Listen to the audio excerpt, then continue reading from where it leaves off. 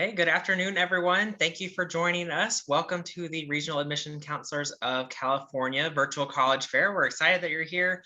We have two great presenters for you this evening. Excited to talk to you about lots of things that will help with your college search and admissions process. So just a few housekeeping announcements from me before we get started. First, your cameras and microphones are turned off, so don't worry, we can't see you and hear you. Hopefully you can see and hear us okay though. If for some reason you can't or that changes, just send us a message using the Q&A button on your Zoom toolbar and we'll be happy to help troubleshoot that with you.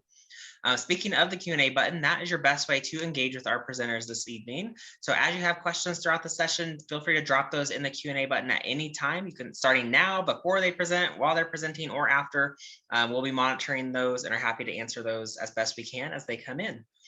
Don't forget, there are more sessions being offered after this, so be sure to check that StrideScan website where you signed up for any additional sessions you might be interested in, as well as all of the session recordings will be posted there within about a week or so. So I think that's my spiel. So with that, I'll turn it over to Chris to kick things off.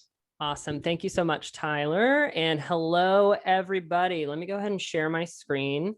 My name is Chris O'Sullivan. I'm a senior admissions counselor with George Mason University. And this is my delightful, I want to say, friend, confidant, Eva Hester from the University of Idaho, beautiful Moscow, Idaho, right there on the Washington border. She's great.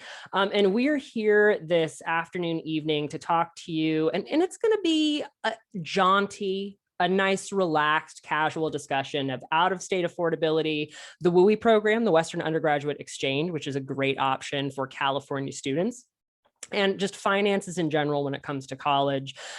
We really want this to be informative. We're going to try and get as granular as we can when it comes to discussing these topics, but at the same time, know that we're not discussing all aspects of your financial aid profile, especially if you're like an admitted senior right now.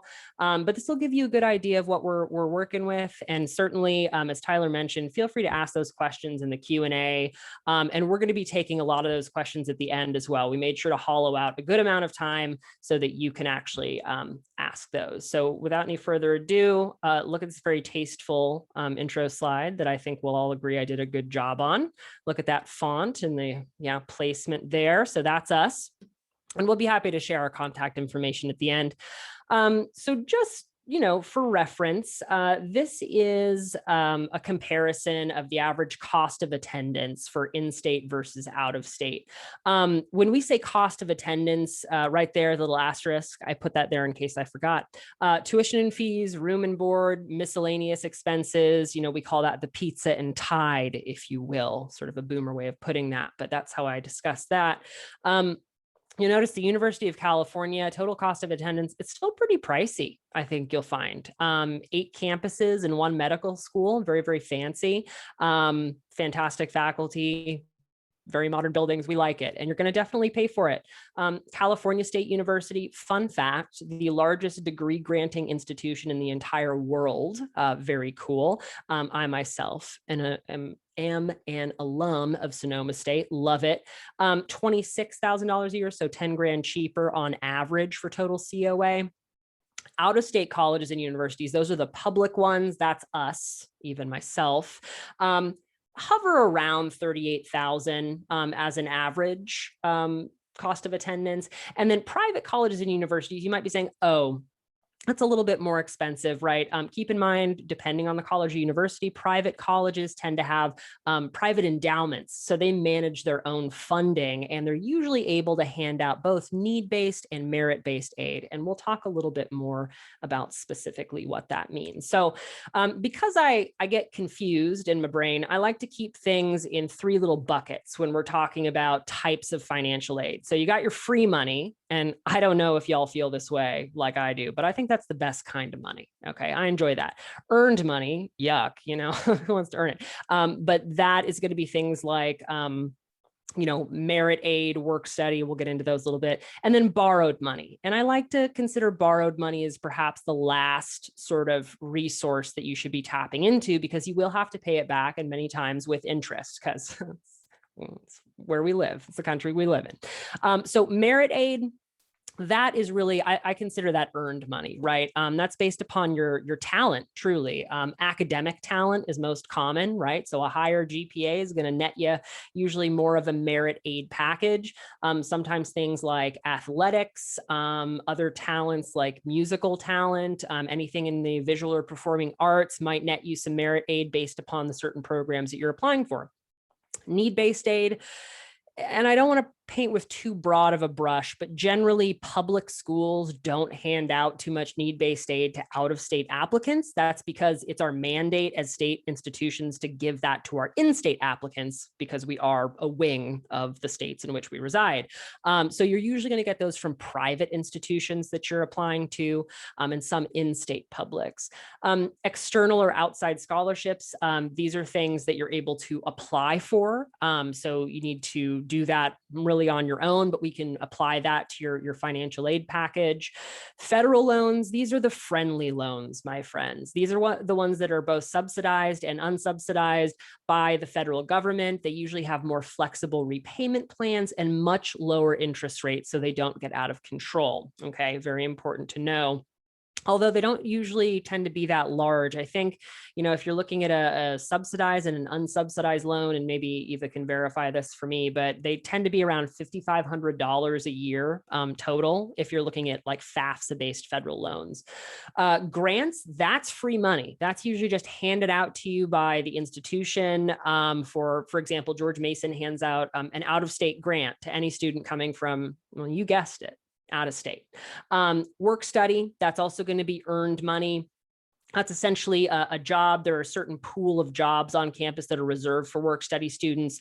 And those jobs, instead of yielding a paycheck that goes directly into your pocket, it goes straight into your financial aid portal and pays off your tuition and fees. And then we have wonderful private loans, joking. Most families are going to have to probably take out private loans, although our recommendation is always, this is a last resort. Private loans tend to be almost bordering on usury a lot of times when it comes to the interest rates. So when we talk about the student loan debt crisis, we really are talking about a private loan crisis. So the federal government is a lot more flexible with their loans. Private loans can be a little bit more tricky. So be very sparing with taking those out. And with that, I'm going to hand it off to Eva. Fire away, my friend. Thank you so much, Chris. So these are just some key terms that you all will come across when you are applying for FAFSA. So the first one would be FAFSA, and that stands for the free application of federal student aid. I was Killed like, it. Yep. It's a Wednesday, and I say that every day of whatever day it is as my excuse. And then the cost of attendance. So this is going to be, it's pretty self-explanatory what the cost of attending that institution is going to be. So the total COA will include your tuition and then your room and board as well. The expected family contribution. So this is something that the federal government determines for you on your FAFSA, and it's saying what they believe your family can contribute to your education.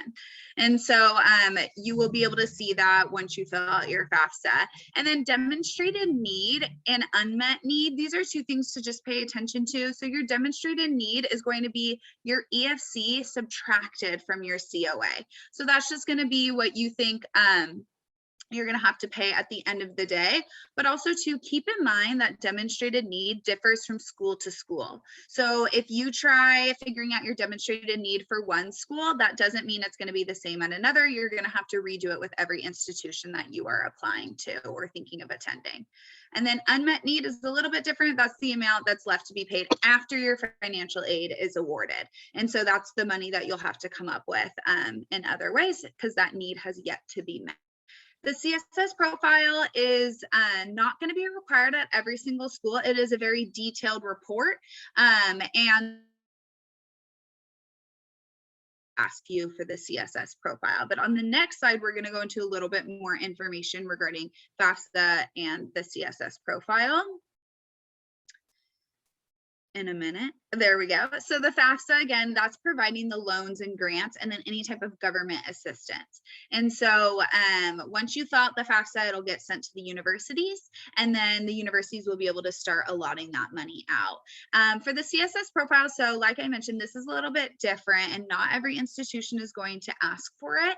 And for example, if they don't ask for it, that means that they don't want it. And so you don't need to put all the work into filling out the CSS profile if the university is not asking you for it. But that's an application where we're going to gauge how much non-federal financial aid that you're going to need. So it really just depends.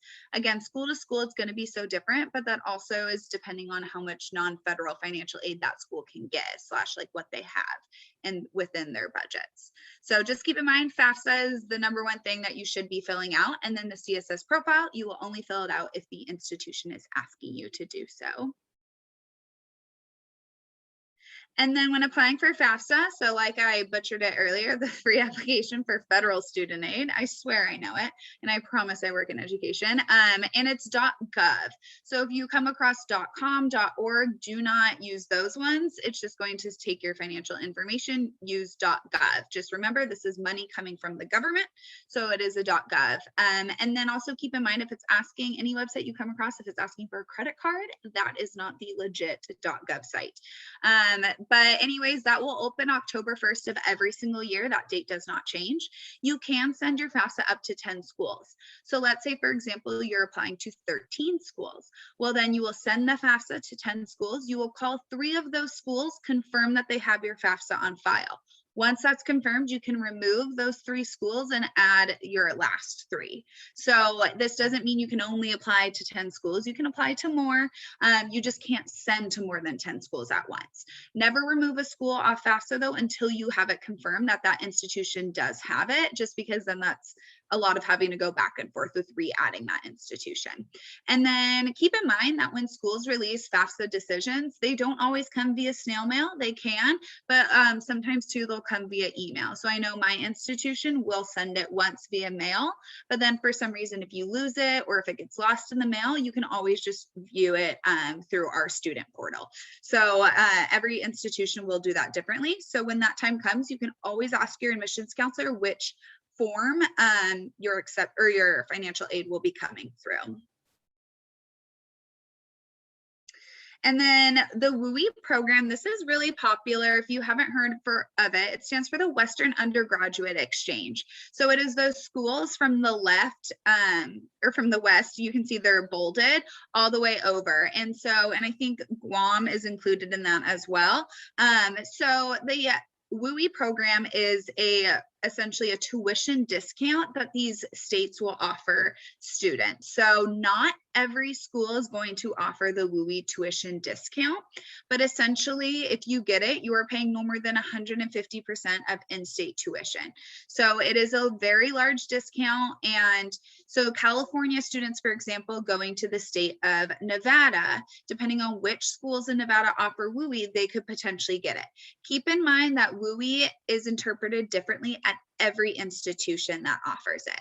So at the University of Idaho, for example, we offer it to all accepted students from a WUE eligible state, while other schools may only give it to students that have a certain GPA and above.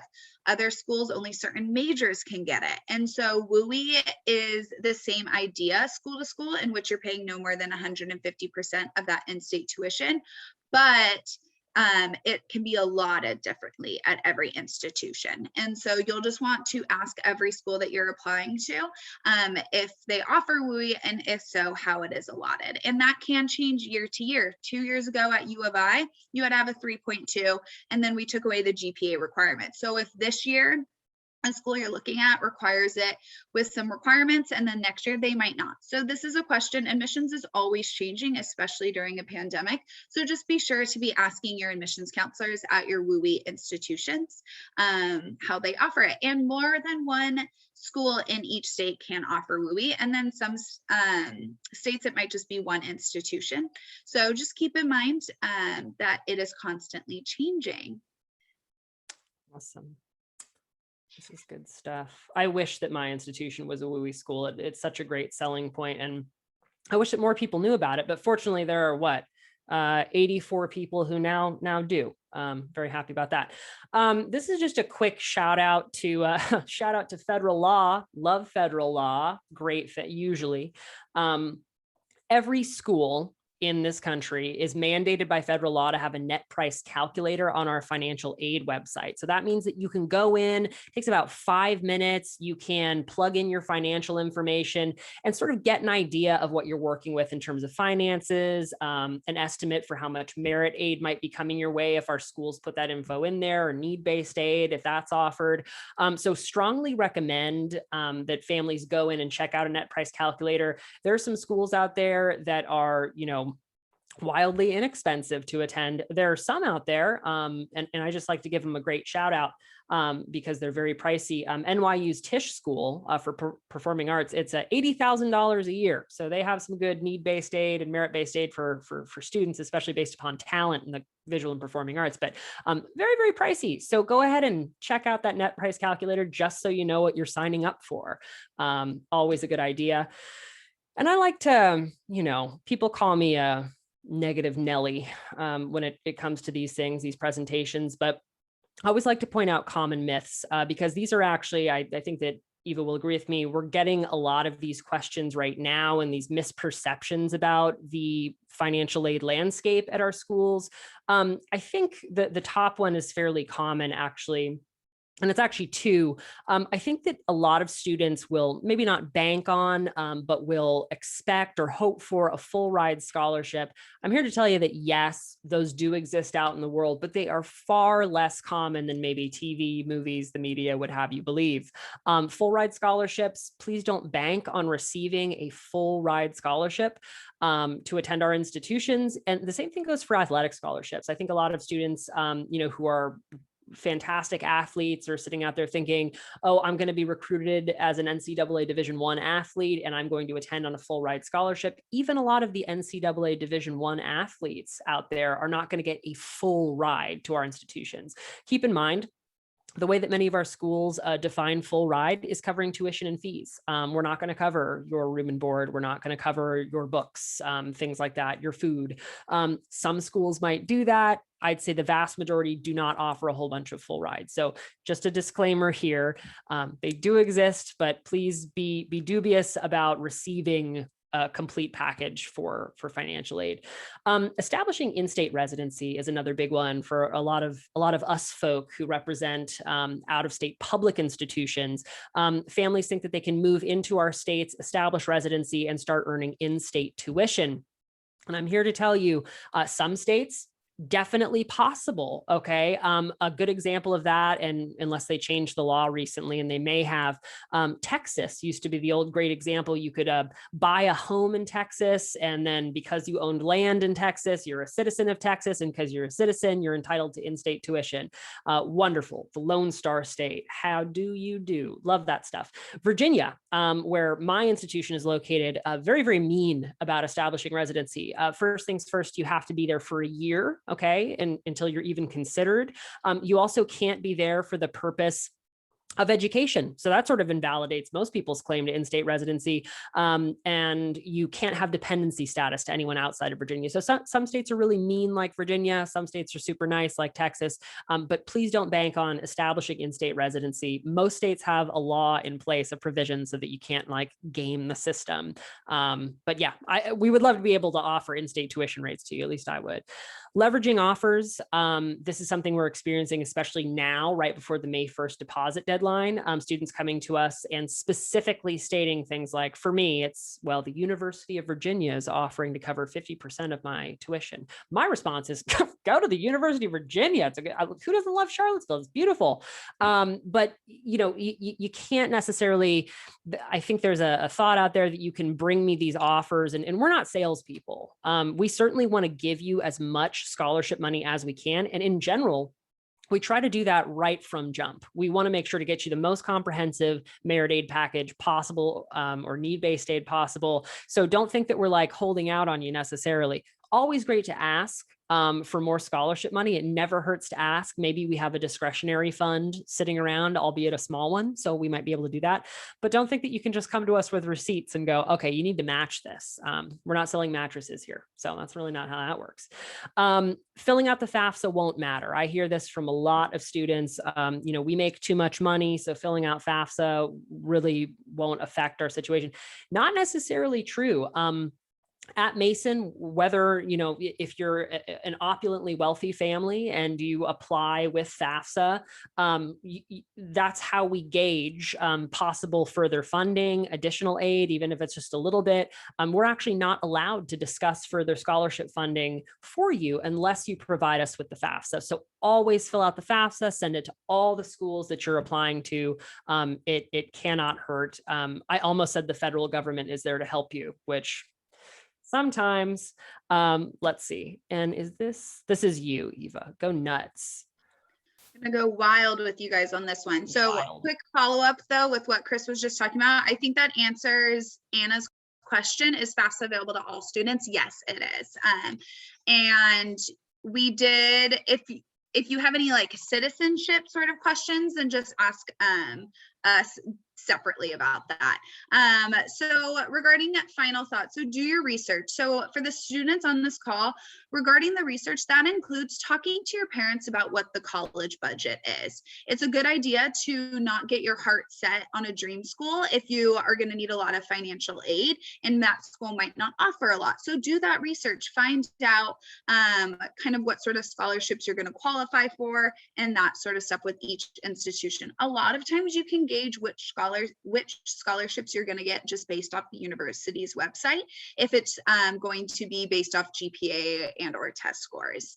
And then like Chris just mentioned, reach out for further funding. The worst that we can say is no. And so it's worth asking. And going off that too, get to know your admissions counselor, because a lot of times too, if we get to know you, it's a lot easier for us to advocate as to why you need that additional funding.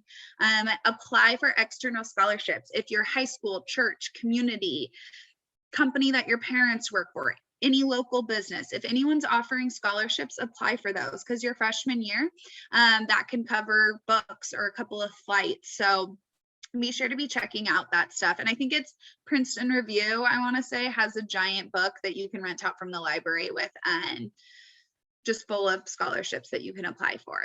Don't forget, fill out the FAFSA. So every year, October 1st, keep that in your brain to fill that out. And students, sit down with your parents and do it. Don't leave it for them to do. This is your college education.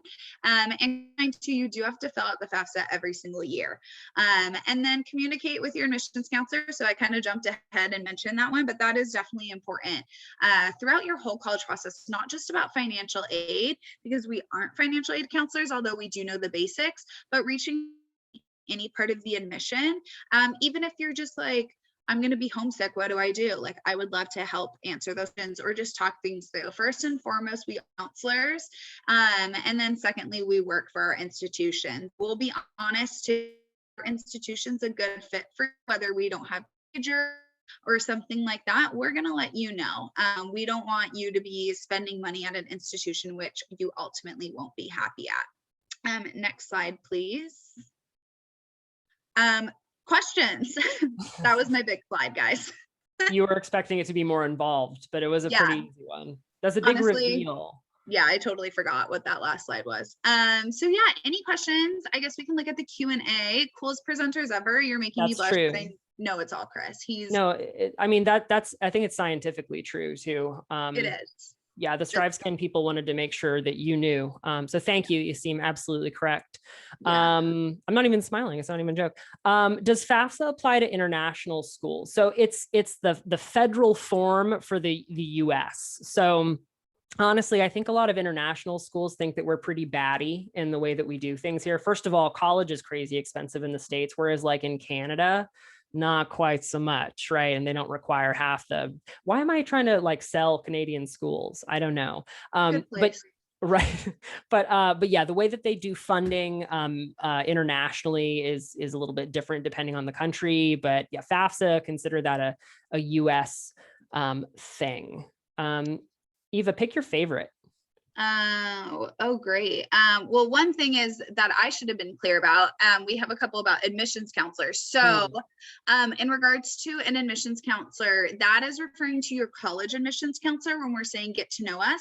If you have the opportunity to get to know your high school guidance counselor, obviously do that as well, as they will be writing letters of recommendation. But in the college admissions process, get to know us. Your college reps, we're all going to have different titles. And so, but it's just the person that is recruiting you to go off to college, which also goes into that next one. Are we assigned to a specific admissions counselor? How do we get in touch? Yes, at every institution you look at, you will be assigned a specific admissions counselor.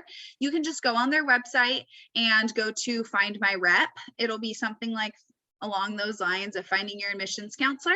And from there, you will be able to find who that is. If you don't know who it is, pick any admissions counselor, email them and ask who the correct contact person would be for you. Include your county, state, and sometimes even your high school, because that can, every school does it differently of how they break it up. So that's how you're going to touch: email, call, text. We're available in multiple different formats. Mm-hmm. And Eva, I stopped paying attention to what you were saying because I got bored, but there's a question. Yeah, I would too. There's a question here. Do you fill out a single FAFSA when there are multiple households? No, but every person in the family is going to get their own. And this gets just read the website. I promise. You know, the feds like to make everything a little bit confusing. Talk to your counselor, your high school counselor, and also check out their website, follow all of the instructions. But every family member needs their own FSA ID, Federal Student Aid ID number. Okay. But you're all filling out the same form. It's collecting all of the same information from your household. So excellent question. But yeah, they're really going to dig into your finances, not as much as the CSS profile, but they're definitely going to look at everything. They even look at, I don't know if FAFSA does, I think it might be just CSS, but the CSS profile gets so granular that like, if you have a yacht in the Caymans, oh, they're going to find it. If you have, if your parent has a fiance, boyfriend, girlfriend that's living in the home, they're going to assess their finances too. It's bananas. So not to scare anyone. It got a little scary. Yeah. I'm terrifying. I know. Do you have to reapply for FAFSA every single year after we get into university? Yeah. So you do resubmit your FAFSA yearly, because let's say you, your parents or guardian earn more money one year or less money. So I guess the better way of saying it is, if your family is making less money, then that means you need more to go back for that following year, more federal financial aid. So yeah, you will fill it out every year. Yeah. And then, you know, get in touch with if you need to update FAFSA after it's submitted, you got to get in touch with each of our financial aid offices to update that. And this was especially important during COVID, right? Because things change financially for a lot of people, and FAFSA goes off of your, again, another like crazy item about FAFSA, they use your prior year's taxes. So not this last year, but the year before. So, you know, things change in that COVID period, and you need to go and fix that. You got to do that with each individual university. So a little bit clunky that way, but our financial aid offices are totally happy to help you get that updated, so we have a much clearer picture of what you're working with financially. Yeah. And then for scholarships available to juniors, I don't know about institutionally, but you could always check out, what is that called? Raise Me, I think is a thing, right, Chris? Is that what it's called? Raise Me? Yeah, like the micro loans, that sort of stuff. Where you like each year you can get a little bit of money through certain programs based off your grades or what you're involved in. But other ways to potentially get scholarships now is just find ones that you can apply for, private ones in which they aren't giving them out to just seniors in high school. So, but the other thing is, yeah, I would check out Raise Me, but Raise Me only works at schools, institutions that accept Raise Me. It's not accepted at every institution. It's not all. Yeah, it's not all, but many do. But you're going to find that probably the biggest chunk of money that you're going to get during this process is going to be merit aid based upon your GPA and potentially test scores. But I think we've all kind of seen a dip in the need for test scores because nobody can take them during COVID. So not just for admissions, but also for scholarship consideration, you're not seeing that really as prevalent. And I'm seeing right here. So when we say full ride scholarship, that would be like a merit scholarship. So that is financial aid. Trust me. Full ride scholarship is all the financial aid. So there you go. But again, I want to kind of get that out of the lexicon, the full ride scholarship, because it paints an unfair picture for families that it's going to cover the entire cost of attendance. And that's simply not the case. So it's sort of a fantasy topic. You can get a lot of help from our institutions, but usually there is a little bit of a need gap still. So if we have a 401k, do they expect us to use that for our children's college? I don't think anyone's expecting you to use the 401k. And I believe that there may be, I'm not sure if there's an exemption for retirement funds. So I don't want to speculate too much on that, but they are going to look at like, the cost of your home. They're going to look at the money that you have sitting in your bank account. They essentially are trying to approximate how much you can afford. It's not how much you want to pay. No, but it's how much you can afford. The feds do this every year with what's that called?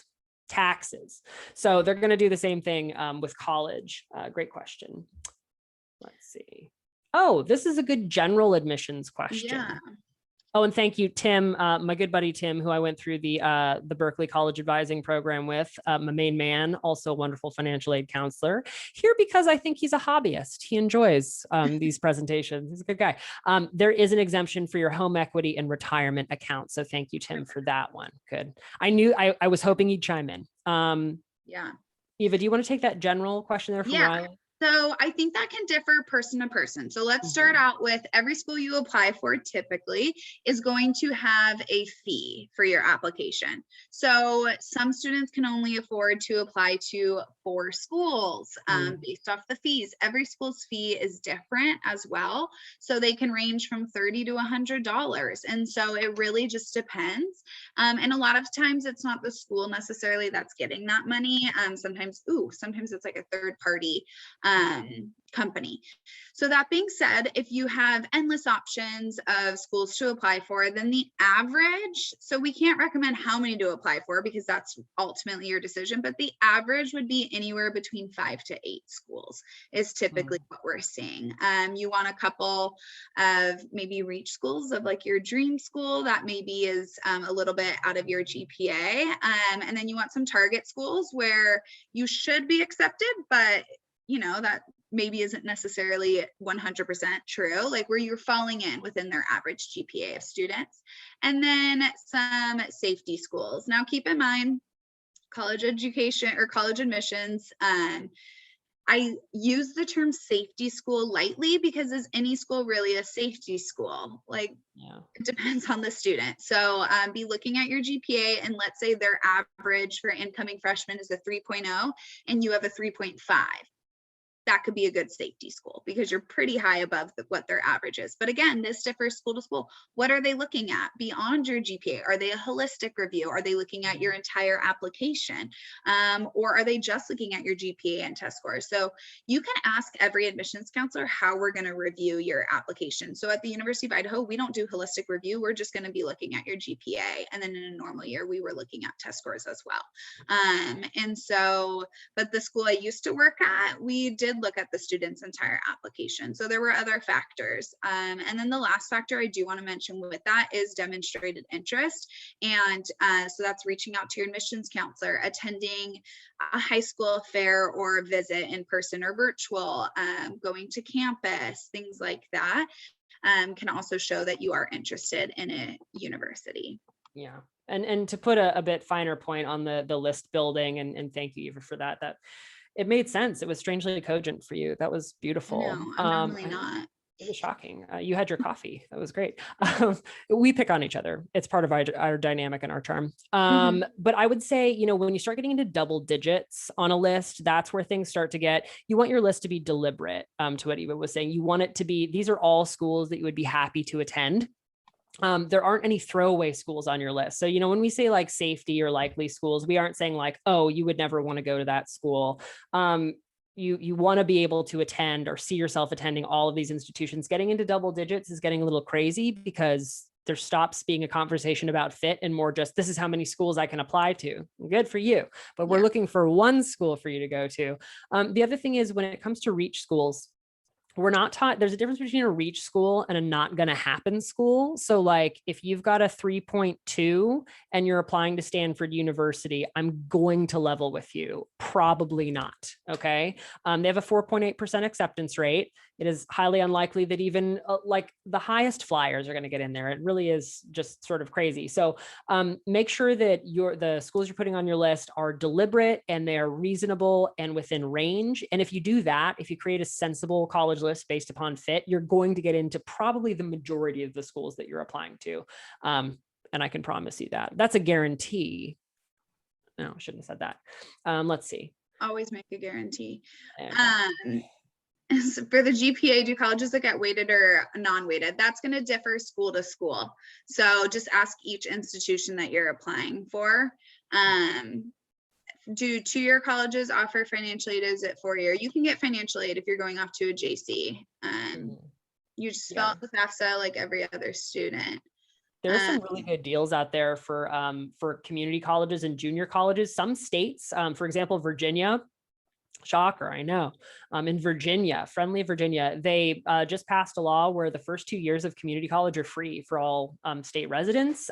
California has 117 community colleges in our system, tons, and they tend to be pretty reasonably priced. I think there's even some legislation currently in the works to make them a little bit more affordable still. So hopefully, fingers crossed.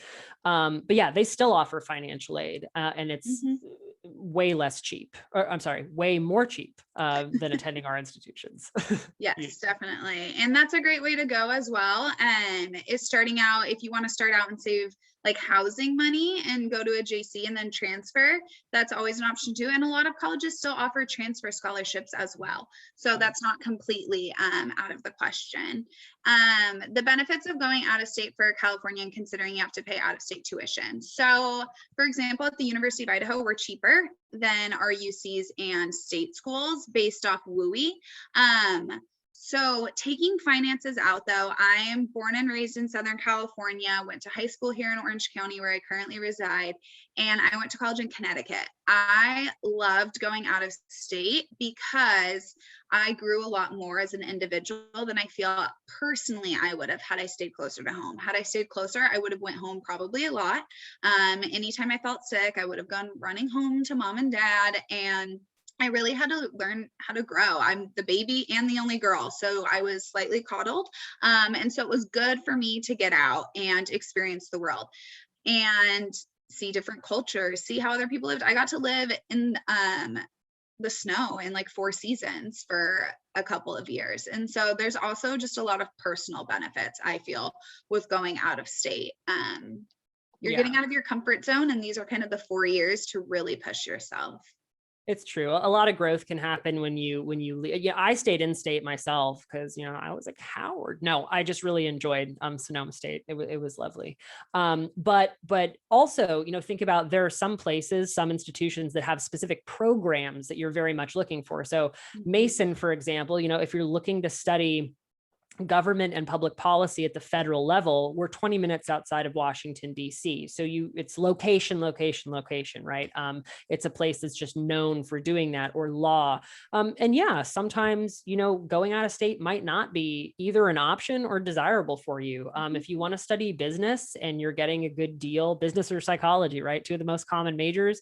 If you want to study those at a reasonable price for in-state tuition, and you get accepted to a school in California that you want to attend, absolutely go do it, man. Like that would be fantastic. Like, if I had my druthers as a younger man, going to Santa Cruz, that would have been my lifestyle. Don't I kind of give off a vibe, like a very cool vibe? Yeah, that actually kind of goes off Tim's question is, are you going to be getting a haircut soon? So I think he's trying, Tim, to get into his long hair life.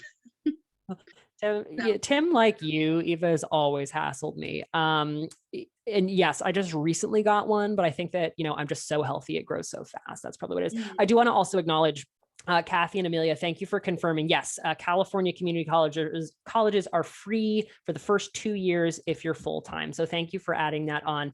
I that's fantastic. And I think a lot of states are following suit. That really is even enough time to get an AA or an AS degree, which will transfer over to most institutions very, very easily. Not that you have to have a full associate's to come over to one of our schools, but it really does help if you can get a full 2 years under your belt. So yeah, fantastic. And I think we have what, five minutes left or so. So if we yeah. have, Any other questions? let's see. What do we have? The Associates of Science and what? Associates of Arts would be one. It's like Bachelor of Arts, Bachelor of Science is what AA and AS stand for, Riley. So it's the associates part of that. You have to Oh, and file the good. FAFSA for that free community college. Yes. And again, you know, you should always be filing the FAFSA. Community college for your school, but that's a good addition. And What I else don't, do we- oh, I was just gonna say, I don't think we mentioned the difference between subsidized and unsubsidized loans. I can't, did we mention that? No, I don't think Okay, so. so on your FAFSA, you can get one of two or both loans. So subsidized means that the interest of that loan won't start until after college, while an unsubsidized, the interest will start accruing once you take that loan out. So you can start paying that interest off during undergrad, which is a pro, but the con is the interest is starting with undergrad and it's not starting after college. Yes, that's good. The Department of Education with a subsidized loan very generously pays off your interest while you're in school. It's so sweet of them. Let's see. Oh, we had a nice flood of questions in this last 5 minutes. People felt the strain here. Taxable? No, they are not taxable. That's a good As far, question. I don't think they are. I don't think they're taxable. No, I don't think so. That's a good question. Yeah, Tim is kind of a whiz, so I'm sure he'll know. Let's see, what else do we have here? Are there ways to stack aid from the school if someone is an athlete and a decent student? So yeah, you know, you definitely want to check the fine print. I had an issue recently, not an issue, but, you know, we had a student who had an ROTC scholarship that specifically had verbiage from the Air Force that said, you can't stack it or combine it with these particular things. And so stackability, you need to check the fine print of each scholarship, but generally, yeah, a lot of these things are going to stack. We want to do what's most advantageous for you. Oh, Tim, the question was, are college grants and scholarships taxable income? I don't believe so, but you know, this guy's the guy. So he'll be able to tell us. But yes, most things are going to be stackable, at least all of the aid that we're giving to you. And then if you're bringing in any outside scholarship to be applied, just ensure that there's no language disqualifying that from being stackable. The other thing is generally scholarships are stackable up to the total cost of tuition and fees. So we're not going to just pay you out money like a casino just to give to you if you're exceeding tuition and fees. So. Yeah. So how do college 529 plans an asset for myself or my parents? An asset in the sense of for your parents or guardian for your education. Did I freeze? I think you froze up a little bit. Yeah. Am I back? What's new? You're back. Yeah. Oh, good. It's an advantage in the sense that, or an asset in the sense that it is a tax advantaged investment that your parents have been making.